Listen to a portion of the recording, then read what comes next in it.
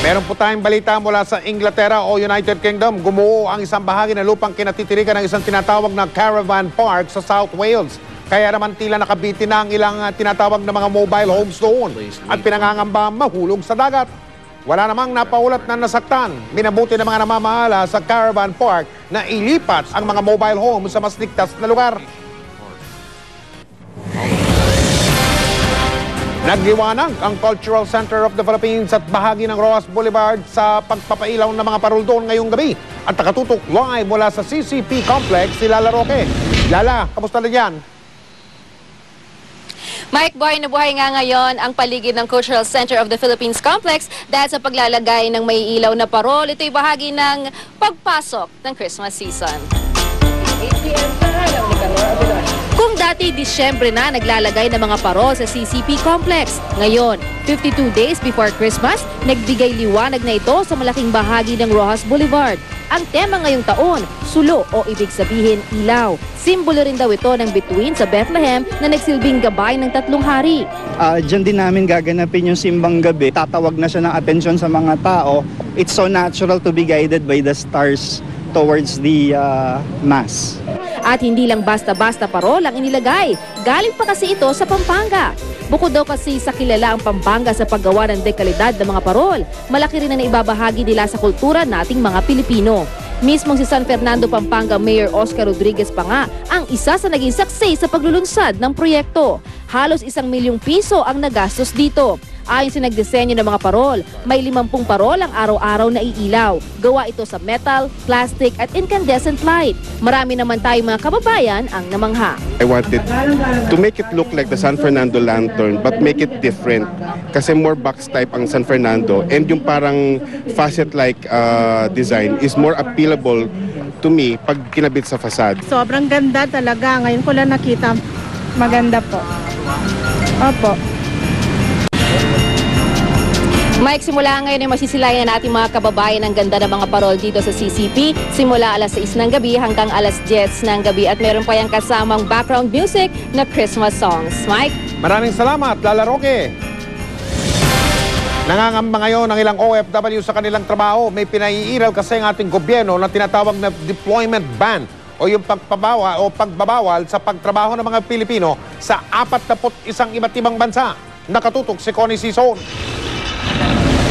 10 taong nagtrabaho sa Tripoli, Libya si Jean bilang midwife. Sumasahod siya ng 1,000 euros o katumbas ng mahigit 60,000 pesos kada buwan. Kaya naman malaking kawalan daw para sa kanya kung hindi na siya makakabalik pa sa Libya dahil sa itinakdang ban ng POEA doon. Kabilang ang Libya sa listahan ng POEA sa 41 bansang hindi raw sumusunod sa international conventions para maprotektahan ang mga manggagawang Pinoy. Kasi po ilang months na po kami dito. So syempre nalulungkot po kami dahil wala po kaming trabaho. Si Ruth, isa sa mga napauwing nurse mula sa Tripoli, Libya noong nagkagera. Habang si Blisilda, kapwa nurse niya, na nakabakasyon lang. Pangamba nila, baka hindi na sila makabalik sa Libya at tuluyan ng mawalan ng trabaho. Naiintindihan naman daw nila ang pagnanais ng gobyernong maprotektahan ang mga tulad nilang OFW. Pero di raw nila kayang ipagsawalang bahala ang hirap na maaari nilang sapitin kung mananatili sila dito sa bansa. Kagabi, hindi talaga ako nakatulog. Siyempre, kasi 10 years, 15 years na ako doon, plus yung gratuity. Tapos dito, standby lang naman po kami, ma'am. I'm losing too much money, yung monthly salary ko. Then, kung hindi pa ako makakabalik, magiging unemployed ako. Pero ayon sa POEA, hindi daw dapat mangamba ang OFWs. Sa halip tingnan daw ang bagong batas bilang isang magandang balita. The larger picture is that there is now better protection for our OFWs. Sa 41 bansang non-compliant daw, 22 bansa ang may international operating companies na nagsabing susunod sila sa Republic Act 10022. Kaya halos 266 na OFWs lang daw ang maapektuhan. We can continue deploying overseas Filipino workers there, even if they are located within these 41 countries. Pero patatapusin pa rin daw naman ng POEA ang kontrata ng OFW sa mga lugar na may ban. Susunod naman daw inaayos ng POEA ang pagkakaroon ng bilateral agreement sa mga Middle Eastern countries kung saan may pinakamaraming OFWs at maraming kaso ng mga pang-aabuso sa mga Pinoy. Connie Ciso, nakatutok, 24 oras. Sa mga nag-aabang ng bakbakang Manny Pacquiao at Floyd Mayweather Jr. Naku, matutuwa kayo sa balitang ito. Target daw ni Mayweather na kalabanin si Pacquiao sa ika-5 ng Mayo ng susunod na taon. Sinabi po yan ng advisor ni Mayweather sa ESPN.com. Nais daw ni Mayweather na maging aktibo matapos itong talunin noong Setyembre si Victor Ortiz. Gagawin daw ng kampo ni Mayweather ang lahat para makasagupan nito ang pambansang kamao. At kung sakasakali, mangyayari raw ang bakbakan sa MGM Grand sa Las Vegas. Ilang beses nang hindi matuloy-tuloy ang negosasyon sa laban ng Pacquiao-Mayweather dahil sa issue ng drug testing. Nagsalita na ang international singer na si Chariz kaugnay sa pagkakadakip sa suspect sa pagpatay sa kanyang ama. Balikan natin si Mariz Umali na nakatutok pa rin live mula sa Muntinlupa. Mariz? Mel, humarap na nga sa media ang pamilya Pempenco sa pangunguna ni Chariz. Puno ng emosyon at di na nga niya naiwasan nila ni Chariz ng kanyang kapatid na si Carl at ng iba pa niyang mga kaanak na maiyak. Gusto man nilang patawarin si Angel Capili Jr. sa pagpaslang sa kanilang ama at sa voluntaryo nitong pagsuko sa mga otoridad, pero lalo pa silang nagalit nang wala silang nakita o narinig na pag-amin mula kay Capili sa pagkakamali na nagawa niya. Imposible raw na self-defense ang ginawa ni Capili dahil 9 beses pa umano nitong pinagsasasaksak ang ama, kaya't wala umano itong kapatawaran. Puno rin ang panghihinayang sina Chariz dahil matapos ang napakatagal na panahon sa ganitong paraan pa raw nila muling makikita ang mahal na ama. Napaiyak pa ng husto si Chariz nang sabihin niyang gusto niyang ibahagi sa ama ang tagumpay na nakakamit niya sa ngayon. Maaari pa rin naman daw niyang gawin ito, pero ang nakalulunos daw ay wala nang magiging sagot ang kanyang ama. Pero sa kabilang banda, may maganda rin namang naidulot ang pangyayari na napaglapit muli ang pamilya nila. Sorry siya para sa lahat ng nangyari. Aaminin niya kung anong nangyari.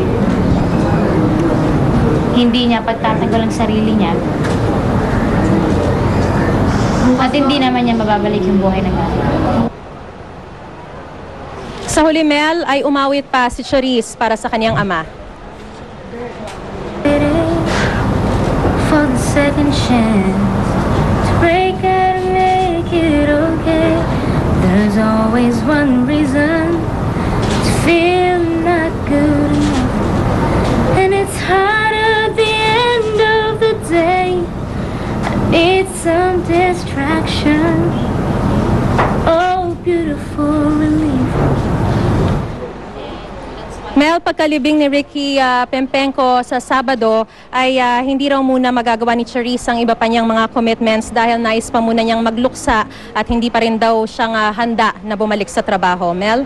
Maraming salamat sa iyo, Mariz Umali.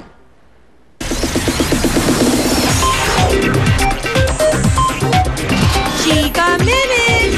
Nagkwento si Richard Gutierrez tungkol sa ilang detalye ng inaabangang Survivor Philippines Celebrity Double Showdown. Meron pang araw castaway na nakagat ng ahas. Ang chikahatid ni Lars Santiago. Naniniwala si Richard Gutierrez na mas exciting ang pinakabagong season ng Survivor Philippines. Mas marami raw kasing mangyayaring kakaiba at maraming drama at eksena ang mga castaways na mai-enjoy ng mga manunood. Kauna-unahan din ito sa mundo na nagkaroon ng celebrity doubles sa Survivor. Iba-iba yung mga drama this season dahil nga by partners, by pairs. So maraming mga drama, maraming mga twist na mangyayari.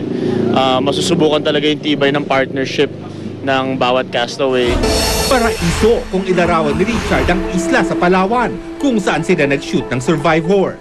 Pero hindi raw dapat padaya sa ganda ng lugar dahil maraming karanasan ang castaways na naging banta sa kanilang buhay. Madaming mga life-threatening incidents kaya may mga na-rush sa ospital, may nakagat ng ahas at basta maraming mga drama at maraming nangyari. Naging maayos naman daw ang lagay ni Richard sa kabuuan ng pananatili nila sa isla. All throughout the season, I was okay at I was able to do my workouts pa rin there. So okay, hindi ako na-bore kasi nga maganda yung lugar. Talagang parang paraiso, malayo sa hectic na sitwasyon dito sa Manila. Doon talaga, it's really, I consider a paradise talaga. Habang sila ay nagsushoot, dinalaw sila ng international staff ng Castaway Productions at maging ang mga ito raw ay humanga sa islang napili ng Survivor Philippines. You know, she was very happy and she was impressed sa discipline ng Survivor Philippines. Nabilib din siya sa location and of course sa mga challenges. Sino naman kaya ang na-miss ni Richard sa mahigit isang buwan niyang pananatili sa isla?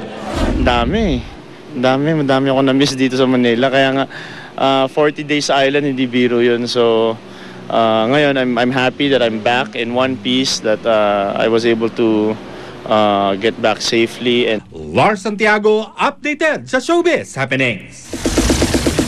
At yan ang mainit nating chikahan for tonight. Tutukuli bukas for the hottest in showbiz. Dito lang sa Chika Minute. Ako po si Pia Guanyo. Mel, Mike? Salamat, Pia. At yan po mga balitang aming tinutukan sa nakalipas sa 24 oras. Maraming salamat sa inyong pagtitiwala. 52 araw na lamang. Pasko na! Naku, hindi po mapipigilan yan. Mula sa tahanan ng katotohanan, ako po si Mel Tiangco. Ako po si Mike Enriquez. Ito ang GMA. Walang kinikilingan, walang pinoprotektahan. Walang kasinungalingan, serbisyong totoo lamang. At dahil hindi natutulog ang balita, Nakatutok kami 24 oras.